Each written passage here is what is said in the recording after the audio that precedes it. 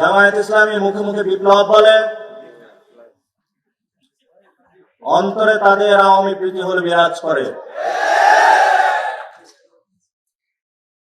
ঢাকা বিশ্ববিদ্যালয়ের মতন সেকুলার জায়গায় যখন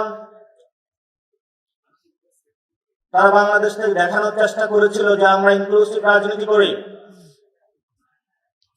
ছাত্ররা তাদেরকে ভোট দিয়েছিল। তারা কিছু ভালো কাজ করেছিল, তাদের রেজাল্ট তারা পেয়েছে। যখনই ডাকসু রেজাল্ট আসলো, 2 মাসের মাথায় তাদের মুখোশ উন্মোচিত হলো। এখন তারা ঢাকা বিশ্ববিদ্যালয়ের ছাত্রদের ভোট নিয়ে হেলিকপ্টারে ঘুরে ঘুরে হলো জামায়াত ইসলামের প্রোপাগান্ডা করে বেড়াচ্ছে পুরো বাংলাদেশে।